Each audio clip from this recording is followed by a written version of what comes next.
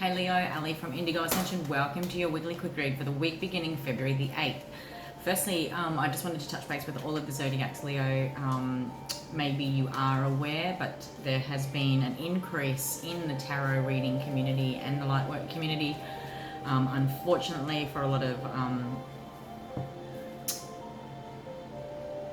illegitimate practices, I guess, where a lot of people, page followers and such, are being targeted and exploited by individuals that are sort of duplicating pages and profiles and appearing to be business or representatives of a business.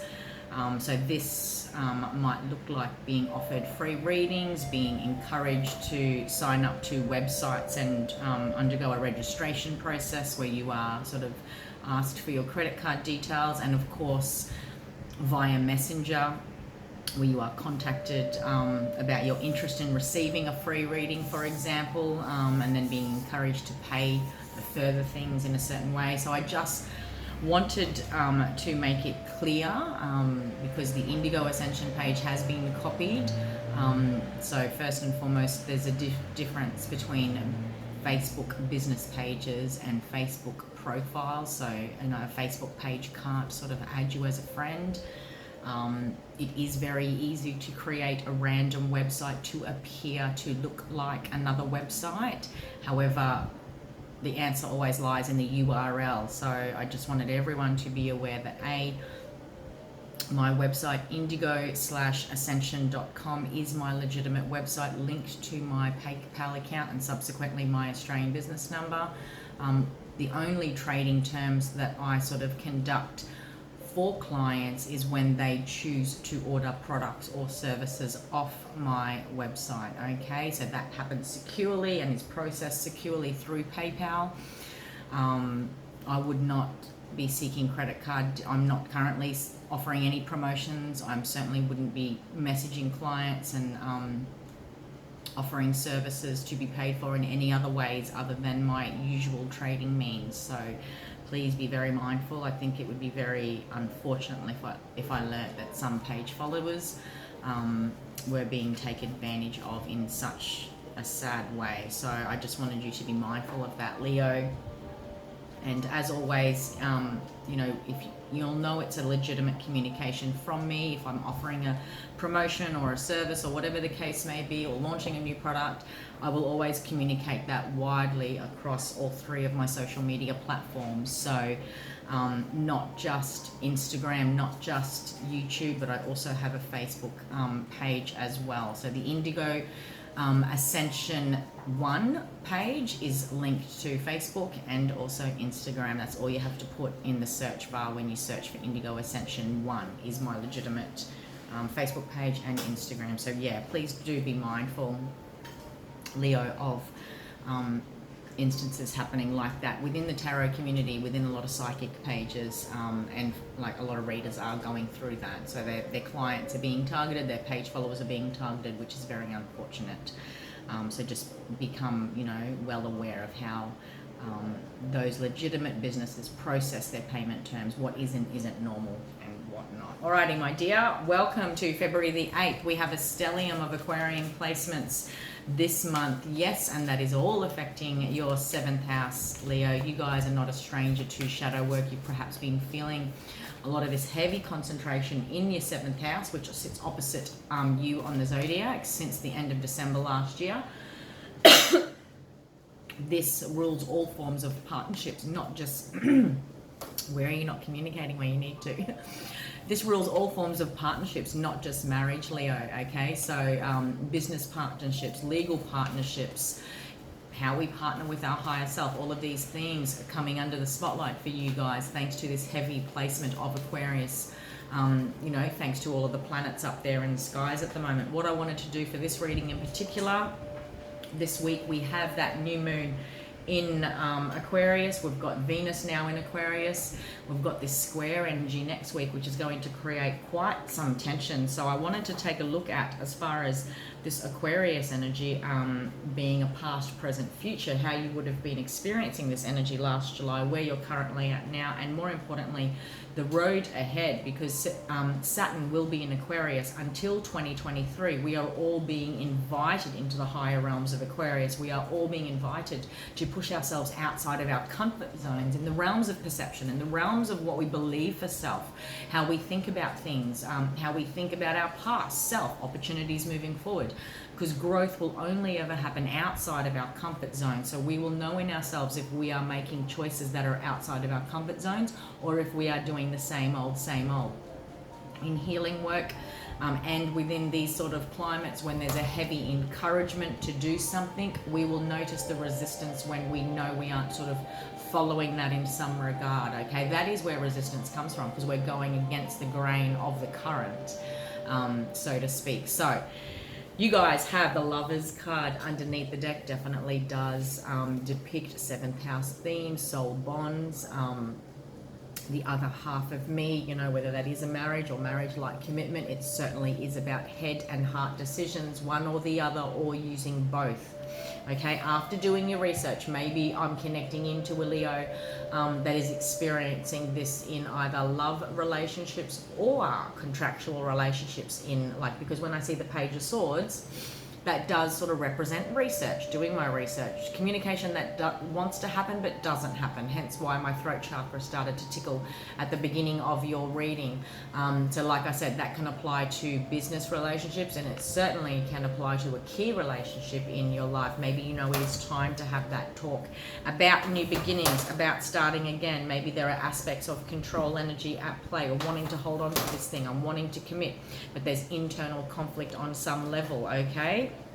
Maybe the conflict and the things that need to be addressed are work related or money related or commitment related. So take it however it resonates, my friend. Let's take a look at the past energy. You might also be connecting with a Gemini. You might have Gemini in your chart.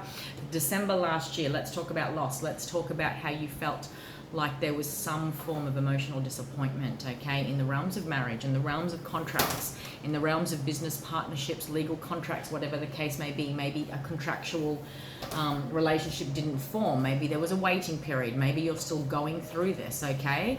The Five of Cups speaks about disappointment. The Five of Cups is only aware of loss and is not focused on the possibility of beginning. Within all endings, there is, I mean, I know it's cliche, but when we're in the midst of it, when we're feeling grief, we're not going to necessarily be focused on that exciting new chapter ahead. You know, it's human nature to connect into our emotional attachment to what has just happened, to what was, to old ways of seeing things. And when something disappoints us or changes, and in return we end up feeling emotionally defeated or let down, or like we've experienced a loss, that loss essentially is tied to how we originally perceive things and how we, like the vision we had. So perhaps veils had to be torn down on some level, or they were, okay? There was something here about disappointment around the times of December, where you were still processing this energy heavily. Where you're currently at, not engaged. I think you're in self-protection mode as far as your emotions go in many ways. I want you to have a look at the journey since December to now, as far as you processing and finally getting to this 9 energy. Okay, when I add 5 and 4, I get 9. A closure has to happen as far as how you have not connected emotionally, how you refuse to connect emotionally. Is fear getting in the way? Where are you not being honest with yourself? Is honesty an issue? Okay, that's what was underneath the deck, turned upside down. Fear was under there. You're not wanting, okay, so if this is in the realms of love, a love connection, okay, you're not sort of, you know that there's communications that need to happen but perhaps haven't. Maybe one or both have been sort of connected on money, finances. The conflict has remained internal rather than external. We're not talking about this, we're not ready to face it, deal with it. Essentially it is about a serious commitment and how we heal this thing, this bump in the road. How do we balance these scales, this energy? Maybe a conversation and an apology needs to happen, but there's something, yeah, there's a bigger story here at play, Leo, so I'll leave that with you for determine which story is right for you. But I feel like it remains in here until it comes out. Maybe you aren't ready to address it. Maybe you feel like you need to make a head or heart decision. Maybe in the past you would have made a head decision. Maybe in the past you would have made a heart decision. Take it however, there's Like, and with someone that is no longer engaged in their heart, maybe you're being very logical, okay? Where this goes moving forward. Okay, on the path you are on, Leo, you will only sort of highly potentially come up to the result of being a prisoner of your own mind and trapped by your own fears. Again, I want to re-emphasize with all of this Aquarian energy, okay, emphasizing on your 7th house, in the realms of partnership, in the realms of, you know, its energy is asking us all to push ourselves outside of our comfort zone. So if there are disagreements, if there are disappointments, emotional letdowns, feeling like we've, you know, closed off emotionally, how would you have normally handled that in the past compared to what would be new?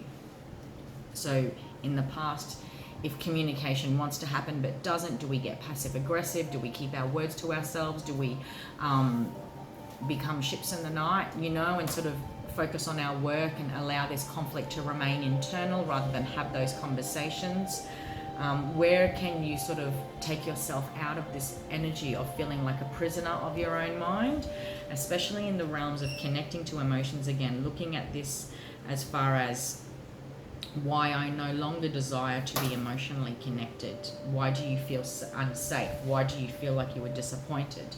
There's something here that needs to be added together, as far as by last December you were feeling emotionally let down, okay? And I don't think you probably kept it in until you decided not to let anything in, which is where we are now, okay? There's a beautiful opportunity here, like, and even the fun times, okay? The fun times, I know I can engage in them, but I'm sort of not wanting to. Interesting transition. I actually have, you know, the more you study tarot, the more you study tarot.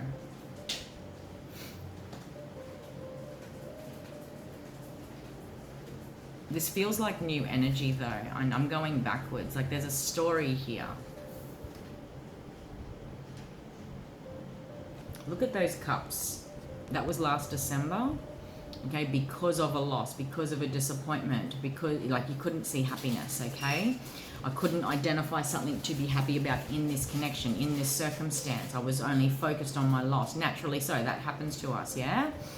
Where you're currently at, it's almost like the Three of Cups are now standing, and I know that happiness can be mine in this thing, but I'm sort of moving quietly, like as far as deciding, like a mouse. If you look at the energy of a mouse, a lot of that energy, I'm quiet as a mouse, I'm not speaking my truth. Look at the symbolism. I'm busy working at night so that I'm, you know, maintaining myself, protecting myself, like I'm not sort of making myself known to the house, if that makes sense. I'm also going to say, by really addressing your emotions and closing off a chapter in the way that makes sense for you, because there's something here, like you're well and truly well within your rights to have your thoughts, have your beliefs, okay? But in order to reach that 9, you must be willing to accept a new opportunity, because mice also rule fertility and things can happen really quickly. Happiness can happen really quickly. Look at the Three of Cups on the ground there, okay? This number of creation is sort of emphasized by the birds in the background. What are you squirreling away? What are you keeping to yourself that could ultimately keep preventing you from experiencing, like, because the 4 goes back to the 5 eventually, you know, like if I'm talking about ascending numbers, all right, it's time to have an honest conversation with yourself, with another. It's time to really address what this fear is. Do you feel like you're going to lose the status quo, your station in this relationship? God, it escapes me now, but a quote that I just saw from Teal Swan is about rupture and repair. The deepest bonds must be brave enough to experience the rupture so that we can experience that bond and closeness after the repair. Okay, Leo? That was your quick read for the week of February the 8th. I hope you got something out of that. If you'd like to book a quick read with me, if you'd like to book a personal reading with me, you can do so by heading to the Indigo Ascension shop link above. You can find those same details in the description box below if you're watching on YouTube. And please do like, share, subscribe. Until next week, my friend, have an amazing week and take care.